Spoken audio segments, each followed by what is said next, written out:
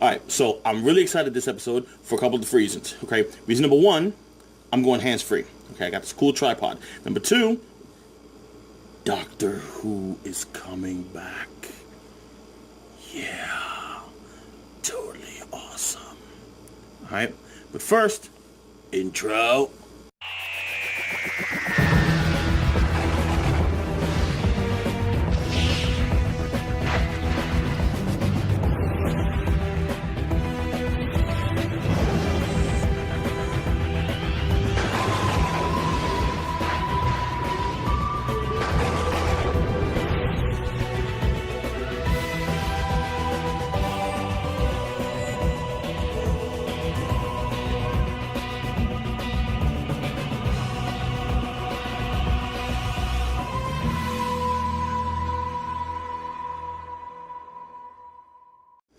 Alright, so the first thing you noticed is that my intro was different today. Alright, well, the reason for that is because it's Doctor Who week. You know, the 12th Doctor is showing up. It's season 8. It's this Saturday. Next season of Doctor Who starts. My man Peter Capaldi comes in as the 12th Doctor. Not really sure he should be 12. Technically, he should be number 13, but they're calling him the 12th Doctor because the War Doctor isn't really part of the slated enumeration. Alright, we're not going to get into that. Now, so that's awesome, and so I changed the intro for this very special occasion. Even though I'm excited for the new Doctor to come in, it's kind of sad to see my old Doctor go out. You know, Matt Smith was really awesome. We had some highs and some lows. You know, had Amy Pond come in there, had Clara come in there, and then my personal favorite companion as of right now, Rory, dude, awesomeness, okay, the Centurion. So what I decided to do for this particular episode is go over my top 3 Matt Smith episodes and put in like a clip of the favorite moment in those episodes. Now here's the thing. What I love about Matt Smith, all the Doctors, but Matt Smith specifically as a Doctor, is that he's really good at the switch. You know, one of the things that's really awesome about the Doctor is that he can be really, really goofy and then in a split instant switch to really caring, really empathetic, or really angry, really pissed off, or just snarky. You know, it's just an instant switch. You know, none of this, you know how you can do like the thing, you know how you can do that? That's too slow. He does it instantaneously. All right, and Matt Smith is really good at that, and he's really good at conveying the specific emotion, but instantaneously, like in the middle of a sentence, he'll be able to switch from one word to another to a different type of emotion and have it be completely believable. It was the key thing about his Doctor that I really, really enjoyed. So what we're gonna do now is we're gonna go through my top 3 Matt Smith moments. I could do top 10, that would just take way too long. So we're gonna do top 3. All right, and it also gives more time for the actual clips to show, so it's going to be really epic. I'm telling you, you're going to love this shit. They're not in any particular order. Ranking them is going to be it's just impossible. I'm sorry, it's just impossible. The first one is, for me, will be Angels Take Manhattan. Now, the Weeping Angels as a bad guy, totally awesome. One of the best inventions ever for Doctor Who. But for Angels Takes Manhattan, I really liked Matt Smith's performance, especially near the end when he's basically fully realizing the consequences of what Amy Pond is about to do. There's like a scene in the end. There's going to be spoilers here. I'm really sorry. There's a scene near the end of the episode where Amy decides to go back in time to be with her husband Rory and just live out the rest of their lives. And Matt Smith is really, really good at just conveying that one moment. It's such an awesome moment. All right. So here, check it out. Next time, can we just go to the pub? I want to go to the pub right now. Are there video games there? I love video games. Right, family outing then.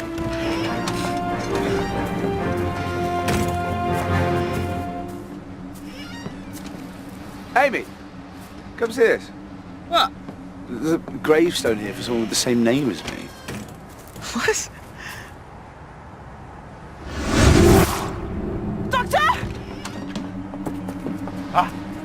Where the hell did that come from? It's a survivor. Very weak, but keep your eyes on it. Where's Rory?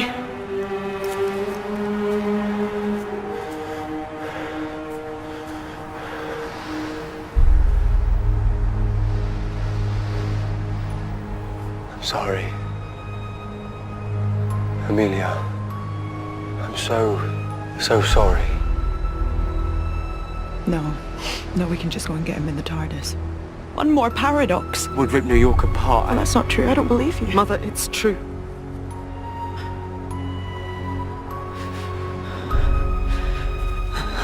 Amy, what are you doing? That gravestone, Rory's, there's room for one more name, isn't there? What are you talking about? Back away from the Angel. Come back to the TARDIS. We'll figure something out. The Angel, would it send me back to the same time to him? I don't know. Nobody knows. But it's my best shot, yeah? No! Doctor, shut up! Yes, it is! Amy! Well then, I just have to blink, right? No! It'll be fine. I know it will. I'll be with him, like I should be. Me and Rory together. Melody. Stop it! Just stop it!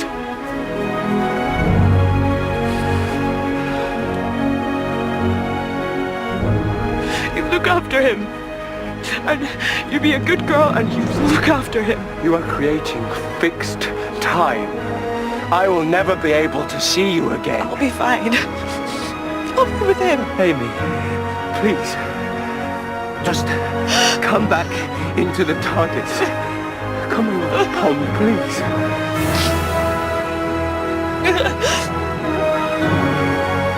Brackety man. Goodbye.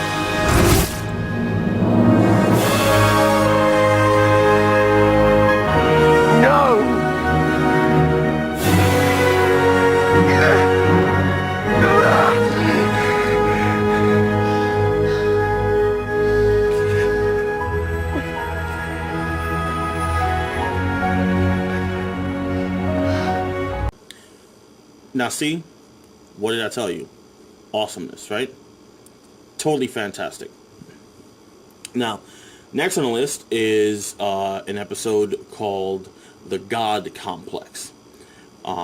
Basically, the whole point of the episode is that everybody's stuck in this place and this thing is hunting them down. It's tracking them. You find out that it's tracking them based off of their faith, their belief in something, a higher power or whatever. It's tracking that chemical signature in the brain or in their minds and pulling it down, which is it's really awesome because it's the first time that from episode 1 of the first Doctor, it's about believing in the Doctor, believing in a different way of doing things, what the Doctor represents, and that he can handle anything.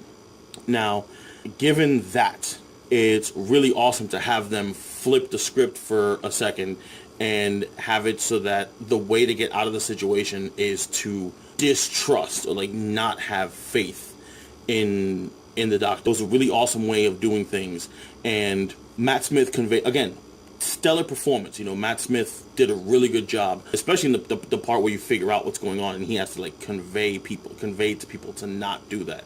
It's a really awesome moment. Doctor, it's happening. It's changing me. It's changing my thoughts. I can't save you from this. There's nothing I can do to stop this. What? I stole your childhood and now I've led you by the hand to your death. But the worst thing is I knew this would happen. This is what always happens. Forget your faith in me.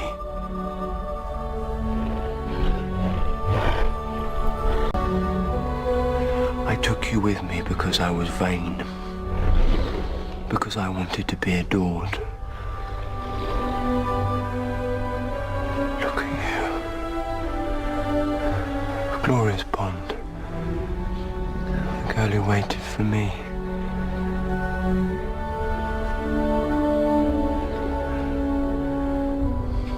I'm not a hero.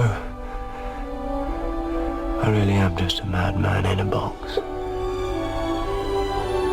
And it's time we saw each other as we really are.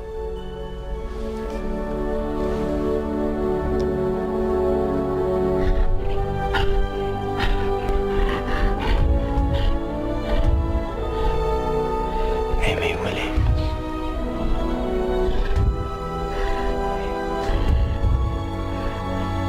It's time to stop waiting.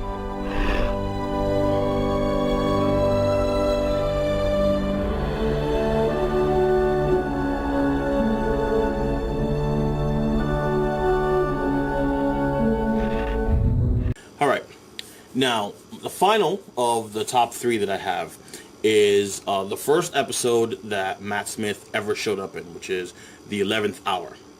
Now, the thing about it is, through the whole episode, I wasn't really sure that he was landing the role. You know, I'd say I finally got used to David Tennant. You know, he was like really awesome. He was really goofy and stuff like that. He did an excellent job as a doctor. And the switch happened, for some reason, that switch happened really abruptly. Like it wasn't like the switch from Christopher Eccleston to David Tennant. For some reason, that one just worked really well. This one seemed like a bit of a more abrupt change. For that whole episode of 11th Hour, I'm like, I don't know about this. This is kind of weird. And then this one scene right at the end when Matt Smith finally like takes ownership of the role. You know, it's like it almost felt like for the bulk of the first episode, Matt Smith didn't quite know if he could pull this off, and then finally at the end, like he finally owns it, and I was like, yeah, okay, I'm the doctor. You know, it's just epic. You know, I love that moment. That's when he owned it. So for me, it's like, all right, yeah, bam. Yeah, check that scene out.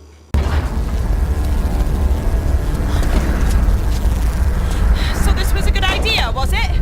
They were leaving. Leaving is good. Never coming back is better. Come on, then! The doctor will see you now!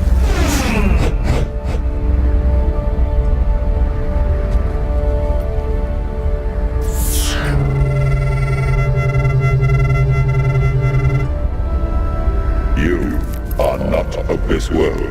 No, but I've put a lot of work into it. I don't know.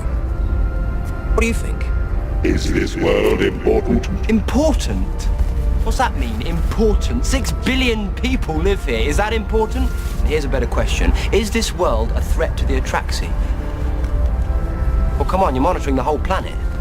Is this world a threat?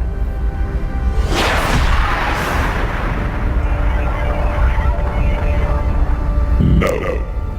Are the peoples of this world guilty of any crime by the laws of the Atraxi? No. Okay. One more, just one. Is this world protected? But you're not the first lot to have come here. Oh, there have been so many. And what you've got to ask is, what happened to them?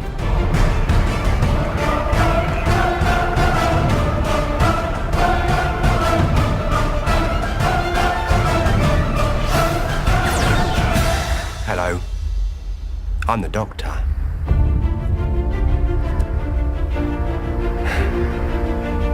Basically, run.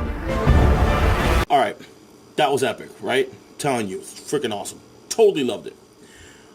There's so much good stuff with Doctor Who, you know. Each one of the doctors does amazing stuff, amazing versatility. I'm gonna do an honorable mention. You know why? Because I can.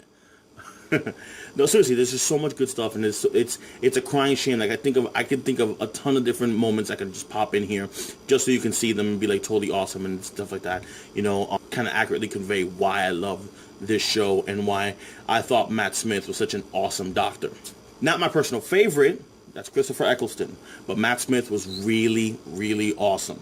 So I'm going to do an honorable mention, a couple of moments that I'm going to put together from different sections of the episode called The Doctor's Wife, where you finally get the TARDIS's point of view on how things were going with the Doctor.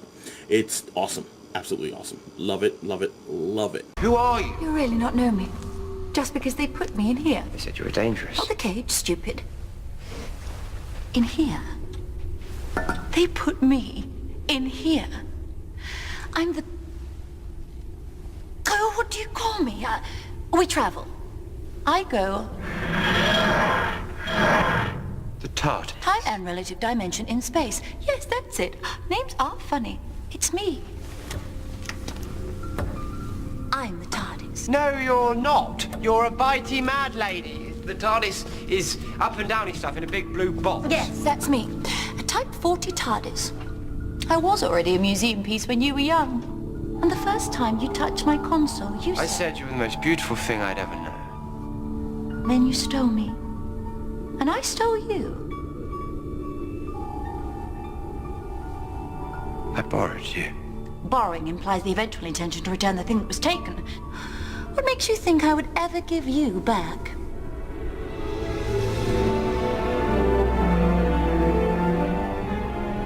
You're the TARDIS. You're like a 9-year-old trying to rebuild a motorbike in his bedroom, and you never read the instructions. I always read the instructions. There's a sign on my front door. You have been walking past it for 700 years. What does it say? That's not instructions. There's an instruction at the bottom. What does it say? Pull to open. Yes, and what do you do?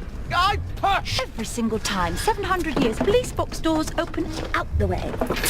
I think I have earned the right to open my front doors any way I want. Your front doors? Have you any idea how childish that sounds? You are not my mother. You are not my child. You know, since we're talking with mouths, not really an opportunity that comes along very often, I just want to say, you know, you have never been very reliable. And you have. You didn't always take me where I wanted to go. No, but I always took you where you needed to go. You did. All right, well, folks, there you go. That's my first completely and totally automated, hands-free episode. You know, tripod. Until next time, this is Rodney Lopez, signing out.